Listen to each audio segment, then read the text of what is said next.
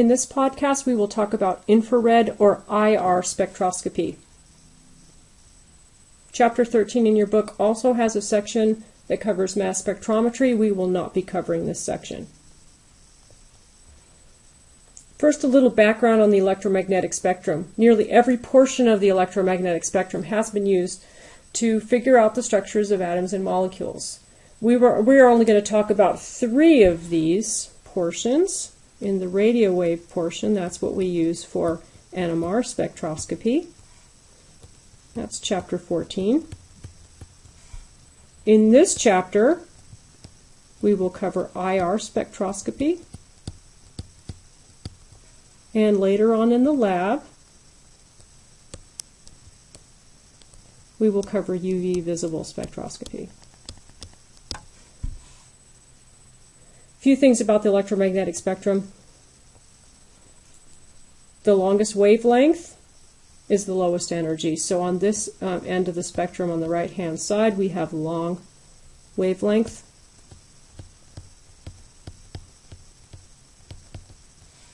And that's equivalent with low energy. As we move to the left and get increasingly energetic, we have short wavelength.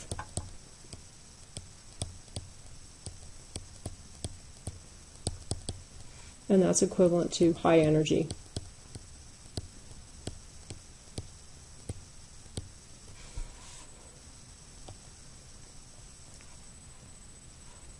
So as we move to the left, we have increasing energy,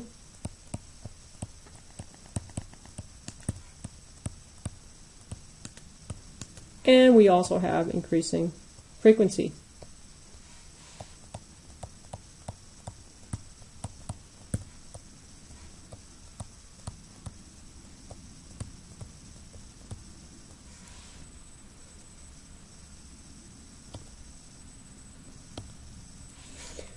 These techniques are based on the fact that molecules have different kinds of energy levels and therefore absorb radiation in several different regions of the electromagnetic spectrum. When a molecule absorbs light of a given frequency, specific molecular effects occur. So if a molecule absorbs low energy radio waves, for example, this causes nuclear spin flip transitions, whereas more energetic UV radiation results in electrons being promoted to higher energy levels.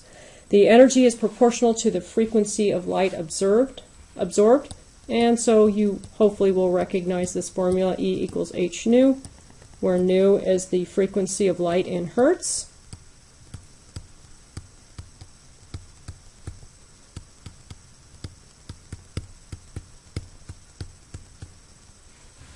And h is Planck's constant.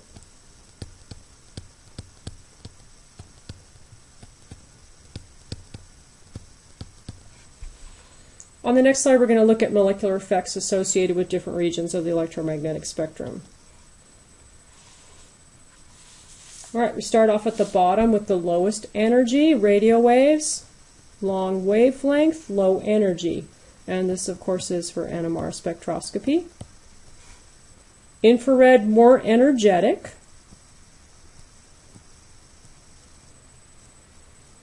And absorption of infrared energy causes molecular vibrations. Absorption of the lower energy radio waves causes nuclear spin transitions.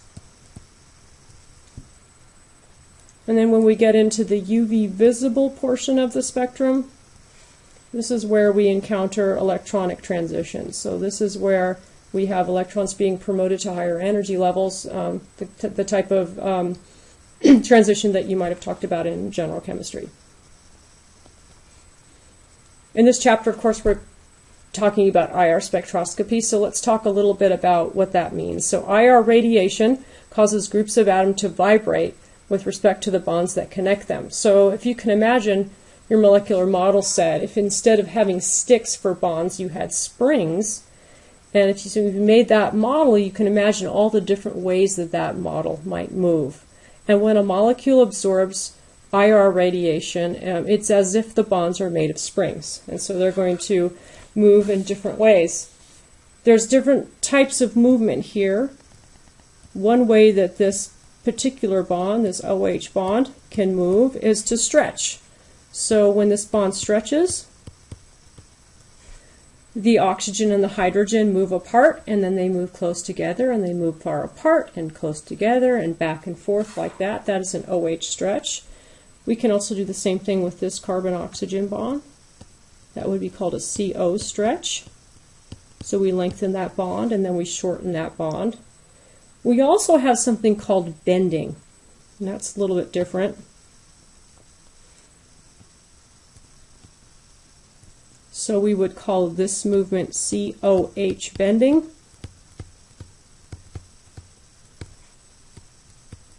And when all of the atoms stay in the same plane, this would be called in-plane bending. And when they don't stay in the same plane, so this movement right here, that would be COH bending out of plane.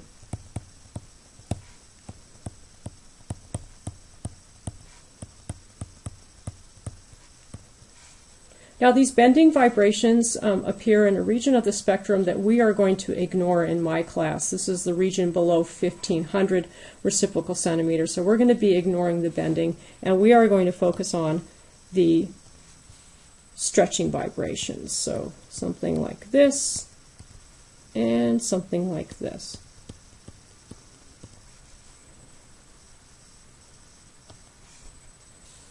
All right, let's talk a little bit about the frequency of the stretching vibration. It depends on two quantities, the masses of the atoms, M1 and M2, and F, or the force constant or spring constant, which is a measure of the stiffness of the bond. So the formula that we're going to be using, you may or may not remember this from physics, or maybe you haven't had physics yet. And so some of you will be familiar with this formula. We're going to be using a simplified version of this formula. But the frequency is equal to 1 over 2 pi c, and then to the square root of F times M1 plus M2 divided by M1 times M2. Now we're not going to be doing any calculations with this formula. What we're going to be doing is looking at this, a simplified version of this formula.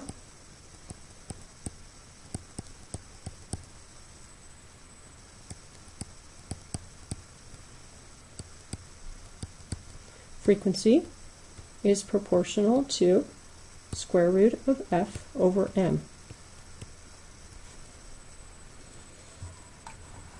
And so what we can say is that from this simplified version is that heavier atoms with a larger mass are going to vibrate more slowly than lighter ones. And that's because mass is inversely proportional to frequency.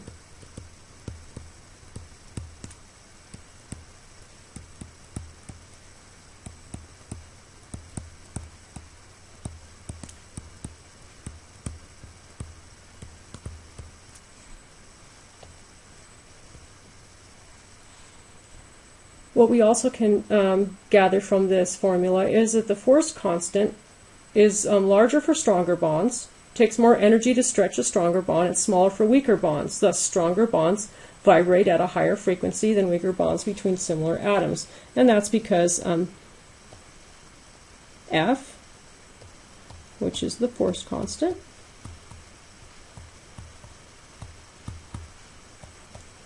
is directly proportional to frequency.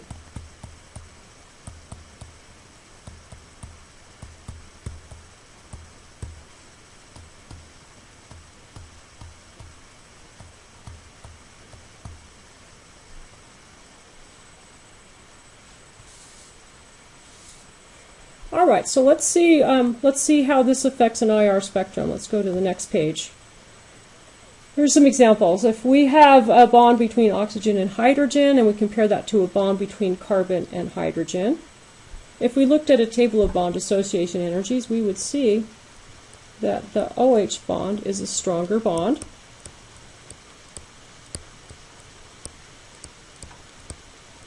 So the force constant would be larger for this bond, and therefore it's going to vibrate at a higher frequency.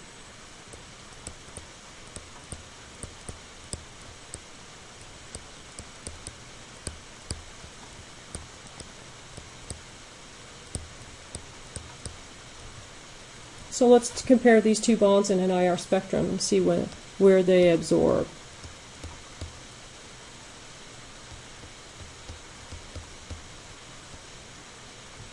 An OH bond absorbs at between 3200 to 3700.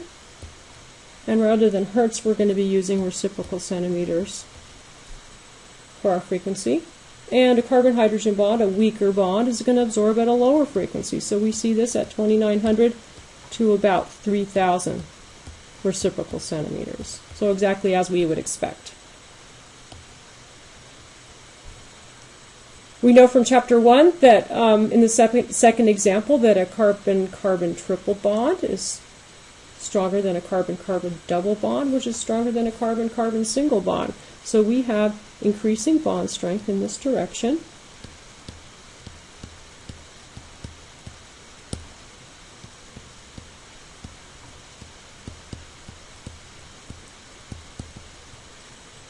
And so that means that we're also going to have increasing frequency of vibration.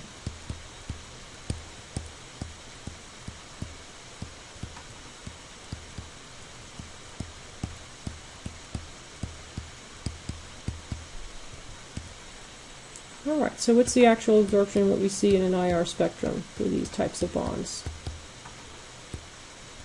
For a carbon-carbon triple bond, we see an absorption at about 2240 reciprocal centimeters. Carbon-carbon double bond, 1600 reciprocal centimeters. And carbon-carbon single bond is 1200. So exactly as we predicted from our simplified formula. We also know from chapter 1 that a hydrogen bonded to an sp carbon is stronger than a hydrogen bonded to an sp2 carbon, which is in turn stronger than a hydrogen bonded to an sp3 carbon. So we have increasing bond strength in this direction.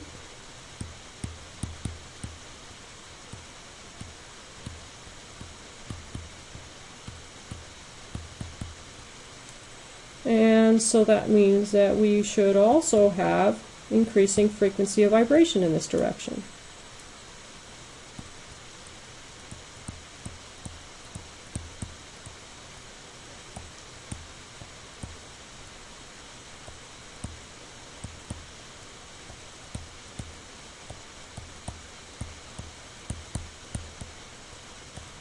So let's look at the actual absorptions we get for these types of bond in an IR spectrum.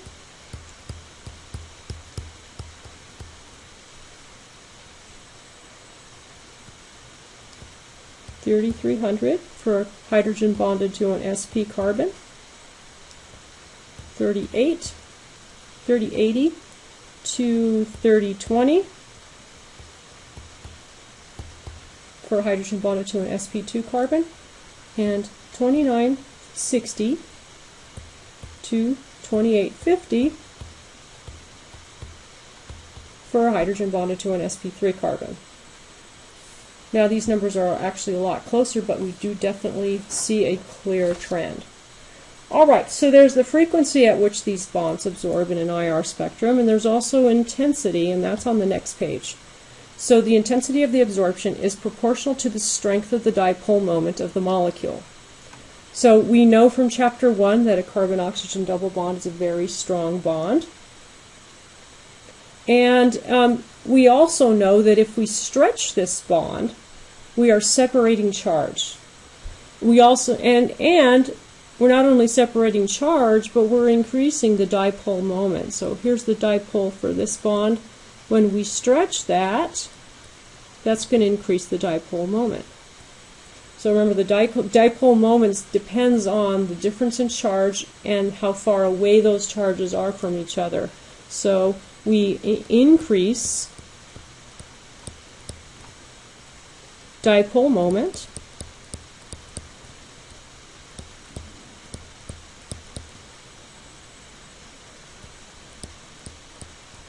when we stretch this bond.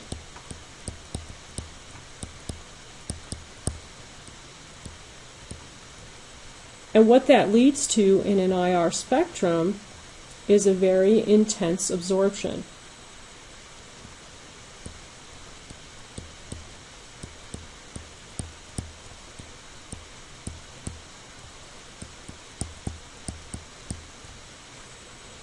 So we would say it would be a bigger peak. You can call these peaks, or you can call these bands. Bigger peak or band. We'll see some examples of that coming up. If, on the other hand, we have a nonpolar bond or a relatively nonpolar bond, then there's small or little change when we stretch that bond. Small or no change at all. If it's completely symmetrical and nonpolar, there's small or no change.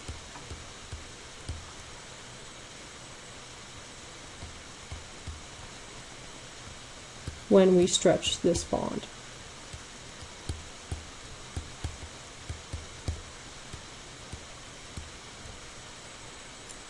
And so what we notice for a nonpolar bond is that we have a weak absorption or absent absorption. So we'll just say weak or absent absorption.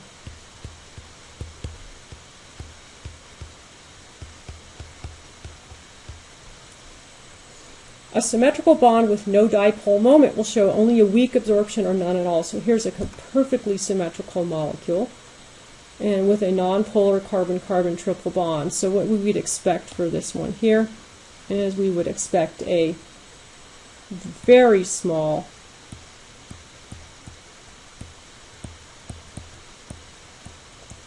carbon-carbon triple bond stretch,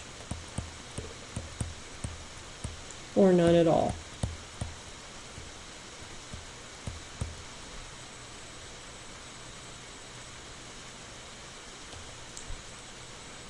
The third thing I want to talk about is that for a given type of bond, the frequency shows little change with the rest of the molecules. So what do I mean by that?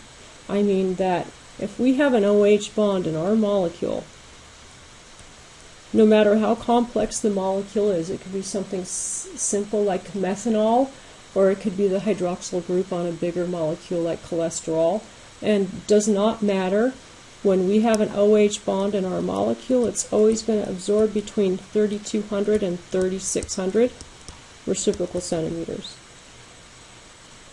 And if we have an sp2 carbon-hydrogen bond in our molecule, likewise, we will have, for an sp2 carbon-hydrogen bond, it will absorb between 3080 to 3020. And we can always rely on that. So what that means is that we can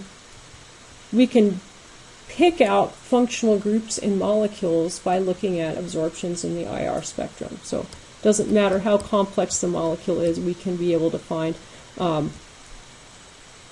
functional groups in our molecule very easily. So this is always, no matter how complex the molecule.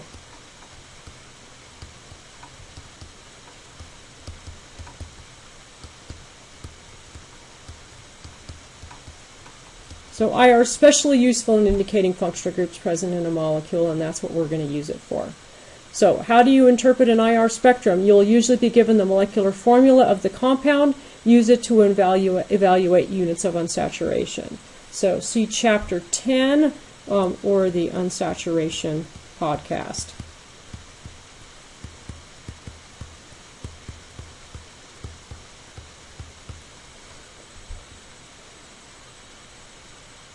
And the other thing you want to do is you want to divide the spectrum into 3 regions and look for characteristic bands using the IR chart given. So there's an IR chart in your notes. We're going to talk about these 3 different sections. We're going to divide it into an XH region, an SP region, and a double bond region. Now I just want you to know that these are not numbers that you need to memorize. I will be providing this exact IR chart with you when you take your final.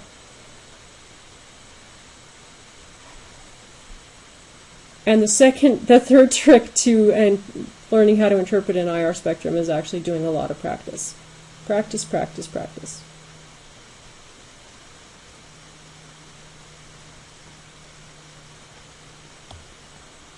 All right, so let's take a look at our chart for interpretation of an infrared spectrum. We're going to talk about the XH region first.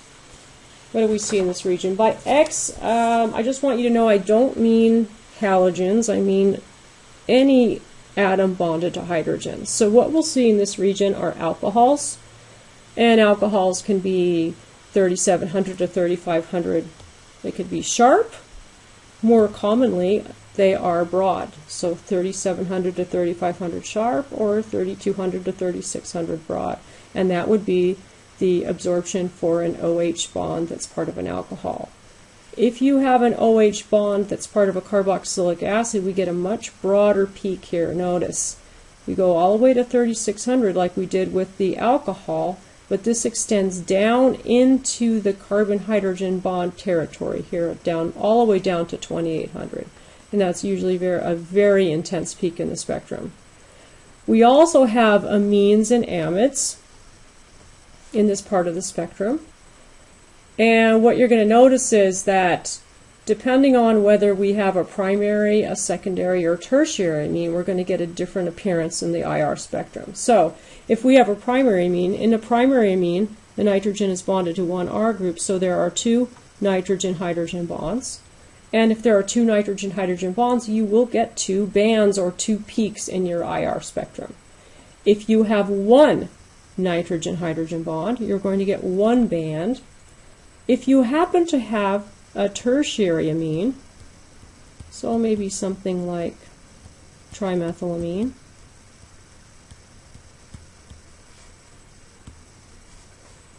you will get no NH stretch because there is no NH bond.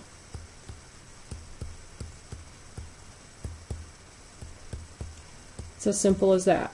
So you're going to be able to tell the difference between a primary, a secondary, and a tertiary amine. We also have this area of the spectrum for our CH bonds, as we've already talked about. We have SP. This is SP carbon hydrogen. We have SP2 carbon hydrogen. We have SP3 carbon hydrogen. And lastly, we have this bond right here, and that's the aldehyde carbon hydrogen.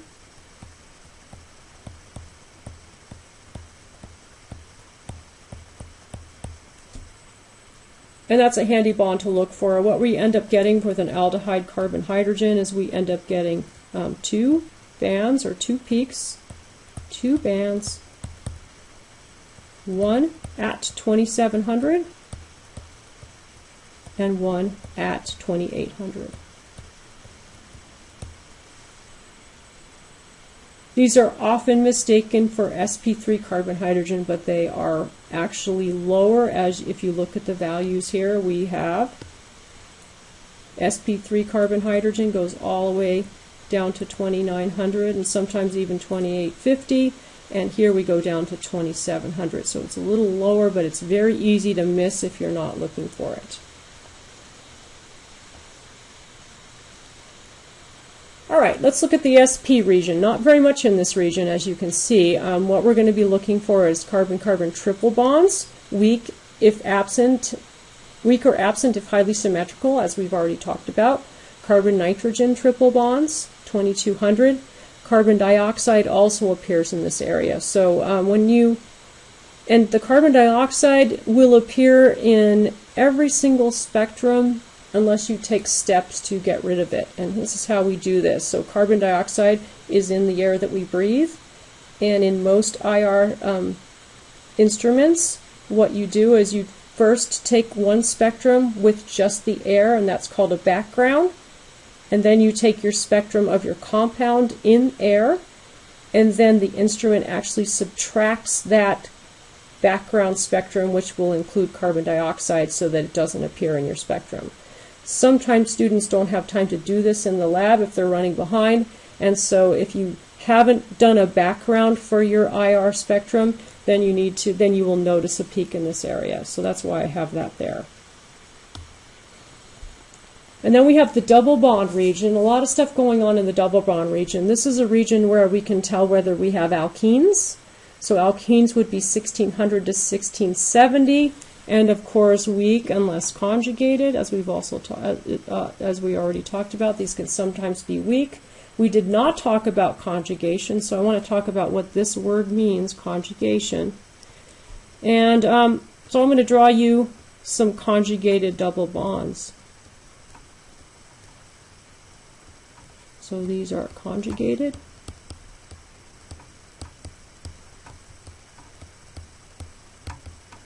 Double bonds. So what do we mean by conjugated double bonds? Conjugated double bonds have alternating single bonds, double bonds, single bond, double bond. So here's our double bond. We then encounter a single bond, then a double bond, and then a single bond, and then a double bond. So when you have alternating double bonds like this with single bonds in between, they are considered to be conjugated.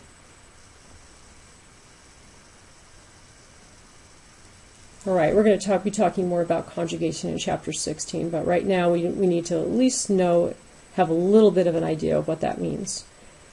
And a big part of the double bond region is carbonyl groups, so we can do a really good job of telling what type of carbonyl group that we have based on its absorption in the IR spectrum. So anhydrides, 1800 to 1840. For anhydrides, we have 1800 for acid chlorides. We have esters ranging from 1725 to 1750. Usually about 1740 would be the common absorption for an ester. We have carboxylic acids at 1710. Amides actually quite low at 1650 reciprocal centimeters. And we have aldehydes at 1725, and deprotonated carboxylic acid or carboxylate are going to give you peaks in this range, 1550 to 1610 and 1400. Now the only thing that we might have a little trouble with here is if we had an aldehyde and an ester. How are we going to tell the difference between an aldehyde and an ester in an IR spectrum? How we're going to tell the difference is we're going to look for those two bands at 2700 and 2800 for this bond right here.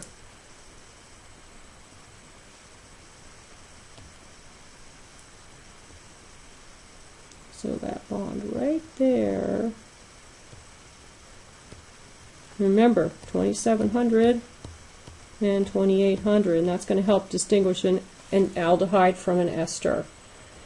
And then we move over here to talk about ketones. So ketone acyclic and in a six-membered ring. A six-membered ring is an unstrained ring. We would expect 1710. Look what happens when we condense that to a five-membered ring. And when we condense that to a five-membered ring, we are adding some ring strain. And as you can see, we go from 1710 to 1740. If we condense further to an even more highly strained four-membered ring, we add 30 more and get 1770. So a ring contraction, we add 30 for each contraction. For this last example here, this also works for some of these other carbonyls. So this is an ester in a five-membered ring.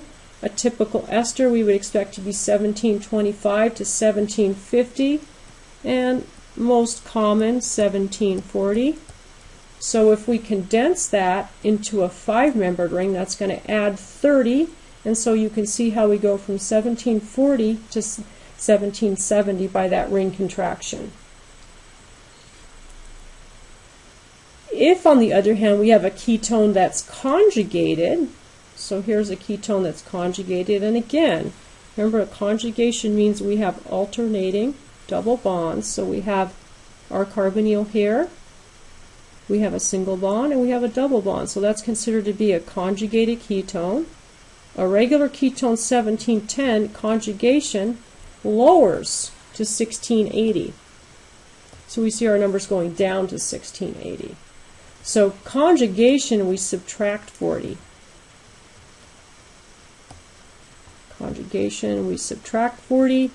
Ring contraction, we add 30. So conjugation, subtract 30. Ring contraction, we add 30.